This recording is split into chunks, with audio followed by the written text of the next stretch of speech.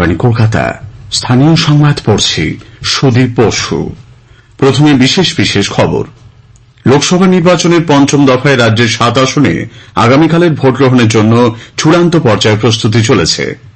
অবাধ ও সুষ্ঠু নির্বাচন সুনিশ্চিত করতে মোতায়েন থাকবে 650 কোম্পানি কেন্দ্রীয় বাহিনী। জমে উঠেছে পরবর্তী দফাগুলির জন্য ভোট প্রচার। রাজ্যে আজ ফের প্রচারে শীর্ষ বিজেপি নেতা প্রধানমন্ত্রী নরেন্দ্র মোদী। জোরদার প্রচার চালাচ্ছেন তৃণমূল কংগ্রেস প্রধান মুখ্যমন্ত্রী মমতা ব্যানার্জি ও বাম কংগ্রেস নেতারা। পূর্ব মেদিনীপুরের ময়নার বাগচাই বিজেপি নেতা বিজয় কৃষ্ণ ভূঁইয়া খুনের তদন্ত শুরু করেছে এনআইএ। রাজ্যের বেশিরভাগ জেলাতেই আজ থেকে বজ্রবিদ্যুৎ সহ বৃষ্টির পূর্বাভাস আবহাওয়া দপ্তরের। আইপিএল ক্রিকেটের লিগ পর্বের শেষ ম্যাচে কলকাতা নাইট রাইডার্স আজ রাজস্থান রয়্যালসের মুখোমুখি হচ্ছে। আসছি বিস্তারিত খবরে। লোকসভা নির্বাচনের পঞ্চম দফায় আগামীকাল ভোট গ্রহণ। এর জন্য শেষ পর্যায়ে প্রস্তুতি চলেছে। এই দফায় রাজ্যের 7টি সহ দেশের 49টি আসনে ভোট নেওয়া হবে। রাজ্যের 7টি আসন বনগাঁ, ব্যারাকপুর, হাওড়া, উলুবেড়িয়া, হুগলি, শ্রীরামপুর ও আরামবাগে ভোট গ্রহণ শুরু হবে সকাল 7টায়, চলবে সন্ধে 6টা পর্যন্ত। ভোটকর্মীরা সংশ্লিষ্ট ডিসিআরসি কেন্দ্র থেকে প্রয়োজনীয় সরঞ্জাম নিয়ে আজই বিভিন্ন ভোট গ্রহণ কেন্দ্রে পৌঁছে যাবেন। এই পর্বে মোট প্রার্থী রয়েছেন 88 জন। এর মধ্যে 14 জন মহিলা। 1,25,00,000-এরও বেশি ভোটদাতা তাঁদের ভোটাধিকার প্রয়োগ করবেন। পঞ্চম দফার ভোটে বুথ রয়েছে 13,481টি। এর মধ্যে 7,711টি ক্রিটিক্যাল বা সংকটপ্রবণ। মহিলা পরিচালিত বুথের সংখ্যা 1,460। 2টি বুথ পরিচালনার দায়িত্বে বিশেষভাবে সক্ষম ব্যক্তিরা। মডেল বুথের সংখ্যা 93। অবাধ ও সুষ্ঠু নির্বাচন সুনিশ্চিত করতে 650 কোম্পানি কেন্দ্রীয় বাহিনী মোতায়েন থাকছে। বুথের নিরাপত্তায় থাকবে 613 কোম্পানি কেন্দ্রীয় বাহিনী। এর পাশাপাশি থাকছে 25,000-এর বেশি রাজ্য পুলিশ।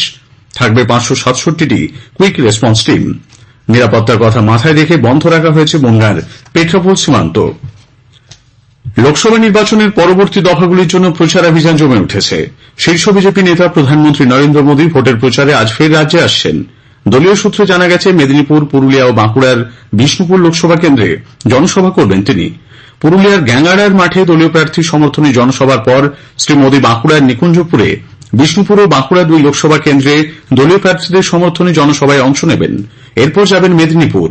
দলের মুখপাত্র সমীর ভট্টাচার্য গতকাল জানিয়েছেন যে অসমের মুখ্যমন্ত্রী হেমন্ত বিশ্ব শর্মা উত্তর 24 পরগনার বারাসাত, বসিরহাট ও উত্তর দমদমে আজ দলীয় প্রার্থীদের হয়ে প্রচারে অংশ নেবেন।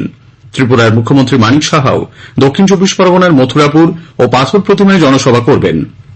তৃণমূল কংগ্রেস নেত্রী মুখ্যমন্ত্রী মমতা ব্যানার্জি আজ বাঁকুড়া শহরে একটি রোড শোতে অংশ নেবেন। দলীয় প্রার্থী সমর্থনে মুখ্যমন্ত্রী কলেজ রোড থেকে লালবাজার মোড় পর্যন্ত রোড শো করবেন। পুরুলিয়া শহরেও তৃণমূল নেত্রীর একটি পদযাত্রায় অংশ নেবার কথা। পুরুলিয়ার ভিক্টোরিয়া স্কুল মোড় থেকে পদযাত্রা শুরু হয়ে ডাকবাংলো মোড় পর্যন্ত যাবে।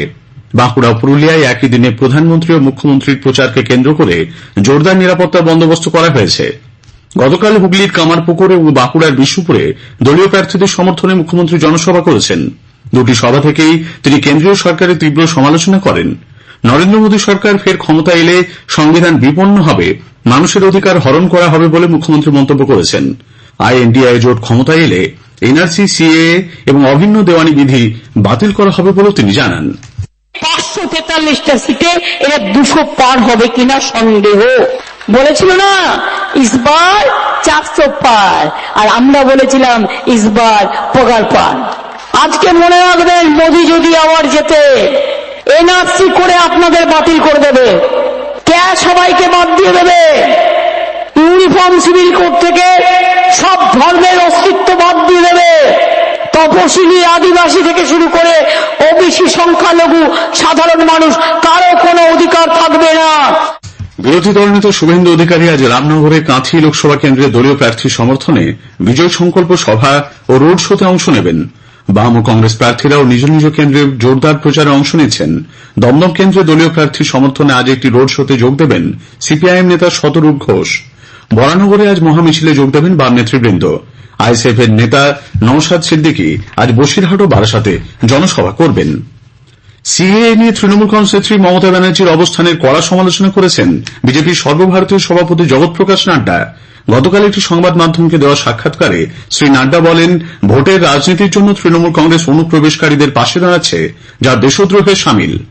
ये घुसपैठिए हैं, इन सबको प्रोटेक्शन देना उनके आइडेंटिटी कार्ड बनाना, उनके राशन कार्ड बनाना, ये काम टीएमसी के वर्कर्स करते हैं और वोटर बनाते हैं। ये एंटी नेशनल काम है और उनको प्रोटेक्शन देते हैं। For the sake of chair they are ready to compromise with the state, they are ready to compromise with nation.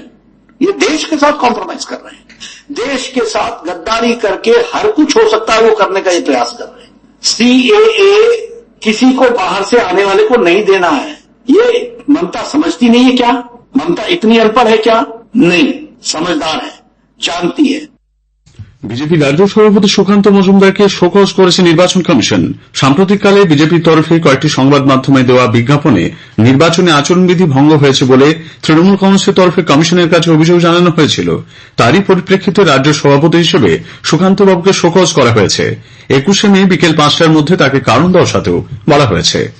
নির্বাচন কমিশন তৃণমূল কংগ্রেস বিধায়ক হুমায়ুন কবিরের সম্প্রতি করা একটি মন্তব্যের তীব্র নিন্দা করে নির্বাচনী বিধিভঙ্গের জন্য তাকে সেন্সর করেছে। মুর্শিদাবাদের কাজীপাড়ায় একটি নির্বাচনী জনসভায় হুমায়ুন কবির বিরোধী দলের কর্মী এবং ভোটারদের হুমকি দিয়েছিলেন। বিজেপি শাসক দল তৃণমূল কংগ্রেসের বিরুদ্ধে আদিবাসী সম্প্রদায়কে বঞ্চিত করার অভিযোগ করেছে। দলের রাজ্যসভা সাংসদ শ্রমিক ভট্টাচার্য গতকাল বলেন, বীরভূমের দুবরাজপুরে বিজেপিকে ভোট দেওয়ার জন্য আদিবাসী সম্প্রদায়ের মানুষদের সরকারি কল থেকে পানীয় জল নিতে বাধা দেওয়া হচ্ছে। শ্রী ভট্টাচার্য বলেন, তৃণমূল কংগ্রেসের ঘৃণা, প্রতিহিংসা এবং অসহিষ্ণুতার রাজনীতি চরম পর্যায়ে পৌঁছেছে।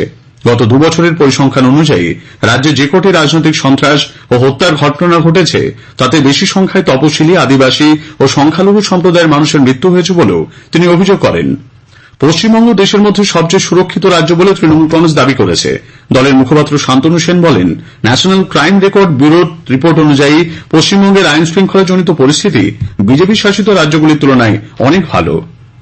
শাসক দলের দুষ্কৃতীদের হামলার প্রতিবাদ ও দোষীদের গ্রেপ্তারের দাবিতে বিজেপি কর্মী সমর্থকরা গতকাল পশ্চিম মেদিনীপুরের সবং থানা ঘেরাও করে বিক্ষোভ দেখিয়েছেন। তাদের অভিযোগ, শুক্রবার রাতে ঘাটা লোকসভা কেন্দ্রের অন্তর্গত দশক গ্রাম পঞ্চায়েতের কোলন্দার, আউতারবাড়ি, বিলকুয়া সহ একাধিক এলাকায় বিজেপি কর্মীদের বাড়িতে ঢুকে বাঁশ লাঠি দিয়ে পেটানো হয়। যদিও তৃণমূল কংগ্রেস এই অভিযোগকে ভিত্তিহীন বলে খারিজ করেছে। ক্যান্সার আক্রান্ত দলীয় কর্মীকে মারধরের প্রতিবাদে গতকাল সিপিআইএম কর্মী সমর্থকরা পাটুলি থানা ঘেরাও করে বিক্ষোভ দেখান। যাদবপুর আসনের প্রার্থী সৃজন ভট্টাচার্য অভিযোগ করেন, শুক্রবার এলাকায় বামেদের পথসভা চলাকালীন স্থানীয় তৃণমূল কংগ্রেস কর্মীরা বিদ্যুৎ সংযোগ কেটে দেন। সেই সময় সিপিআইএম সমর্থক অভিক চৌধুরী প্রতিবাদ জানালে শাসক দলের সমর্থকরা তাকে মারধর করে। স্থানীয় সংবাদ শুনছেন আকাশবাণী কলকাতা কেন্দ্র থেকে। পূর্ব মেদিনীপুরের ময়নার বাগচায় বিজেপি নেতা বিজয় কৃষ্ণ ভূঁইয়া খুনের তদন্তে এনআইএ আধিকারিকরা গতকাল সেখানে যান। ঘটনাস্থল ঘুরে দেখার পাশাপাশি কথা বলেন স্থানীয়দের সঙ্গে। উল্লেখ্য, হাইকোর্টের নির্দেশে এনআইএ এই মামলা তদন্ত শুরু করেছে। এই ঘটনায় 34 জনের নামে এফআইআর দায়ের হয়েছে। ভোটের আগে পূর্ব মেদিনীপুর জেলার এগরা 1 নম্বর ব্লকের খাদিকুলে প্রচুর পরিমাণ অবৈধ বারুদ উদ্ধারকে কেন্দ্র করে উত্তেজনা ছড়িয়েছে। গতকাল দুপুরে এলাকাবাসী জঙ্গলে বড় হাঁড়িতে রাখা বারুদ দেখতে পেয়ে এগরা থানায় খবর দেয়। বিশাল পুলিশ বাহিনী সেখানে পৌঁছলে পুলিশকে ঘিরে বিক্ষোভ দেখান স্থানীয়রা। উল্লেখ্য, গত বছর 16 মে খাদিকুলে অবৈধ বাজি কারখানায় বিস্ফোরণে 11 জনের মৃত্যু হয়। সিকিম যাওয়ার পথে দুর্ঘটনায় গতকাল এক বাঙালি পর্যটকের মৃত্যু হয়েছে। গতকাল শিলিগুড়ি থেকে গ্যাংটক যাওয়ার পথে সিংতামের কাছে পর্যটকবাহী একটি ট্যাক্সি রানীখোলা নদীতে পড়ে যায়।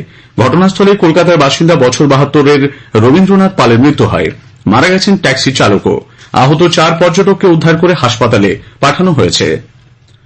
গরম ও অস্বস্তি কাটিয়ে দক্ষিণ ও উত্তরবঙ্গের বেশিরভাগ জেলাতেই বৃষ্টির পূর্বাভাস দিয়েছে আবহাওয়া দপ্তর। আগামীকাল হালকা থেকে মাঝারি বৃষ্টির সঙ্গে ঘণ্টায় 30 থেকে 40 কিলোমিটার বেগে ঝোড়ো হাওয়া বয়ে যাওয়ার সম্ভাবনা। আবহাওয়া দপ্তরের পূর্বাঞ্চলীয় প্রধান সোমনাথ দত্ত আকাশবাণীকে জানালেন, 19 তারিখে সাউথ বেঙ্গলে পুরুলিয়া, ঝাড়গ্রাম, হাওড়া, হুগলি এবং কলকাতা এই কয়েকটি জেলা বাদ দিয়ে অন্য জেলাগুলিতে আইসোলেটেড রেনফল হওয়ার সম্ভাবনা আছে।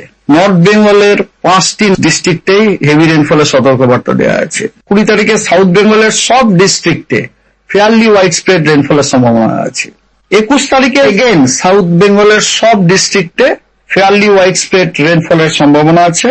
22 তারিখে ওয়েস্ট বেঙ্গলের সব ডিস্ট্রিক্টেই আপনার স্ক্যাটার রেনফল হওয়ার সম্ভাবনা আছে। রাজ্যে স্কুল ছুট শিশুদের শিক্ষাঙ্গনে ফেরাতে সমগ্র শিক্ষা মিশন কর্মসূচির আওতায় বিশেষ উদ্যোগ নেওয়া হচ্ছে। রেলওয়ে প্ল্যাটফর্ম, রাস্তা, ট্রাফিক সিগন্যাল, ফুটপাতের মতো নির্দিষ্ট ক্ষেত্র চিহ্নিত করে শিশুদের খুঁজে বের করার উপর জোর দেওয়া হচ্ছে। এর পাশাপাশি বিভিন্ন ধাবা, গ্যারেজের শিশুকর্মী, কাগজ কুড়ুনি শিশুদেরও এর আওতায় আনতে বলা হয়েছে। আইপিএল ক্রিকেটের লিগ পর্বের শেষ ম্যাচে কলকাতা নাইট রাইডার্স আজ রাজস্থান রয়্যালসের মুখোমুখি হচ্ছে। গুয়াহাটির বর্ষাপাড়া স্টেডিয়ামে খেলা শুরু হবে সন্ধ্যে 7:30টায়। কেকেআর ইতিমধ্যে প্লে অফে পৌঁছে যাওয়ায় আজকের ম্যাচটি কার্যত নিয়ম রক্ষার। শেষ করার আগে স্থানীয় সংবাদের বিশেষ কিছু অংশ আরও একবার। লোকসভা নির্বাচনের পঞ্চম দফায় রাজ্যের 7 আসনে আগামীকালের ভোট গ্রহণের জন্য চূড়ান্ত পর্যায়ে প্রস্তুতি চলেছে। জমে উঠেছে পরবর্তী দফাগুলির জন্য ভোটের প্রচার। স্থানীয় সংবাদ শেষ হল। যারা যারা আমাদের সাথে সংযুক্ত ছিলেন সবাইকে ধন্যবাদ। দয়া করে চ্যানেলটি সাবস্ক্রাইব করুন এবং কমেন্ট করে জানান আপনি কোথা থেকে আমাদের সংবাদটি শুনলেন, এবং আপনার বন্ধু বান্ধবদের সাথে শেয়ার করে দিন যাতে তারাও রেগুলার সংবাদ শুনতে পারে। ধন্যবাদ আমাদের সাথে থাকার জন্য।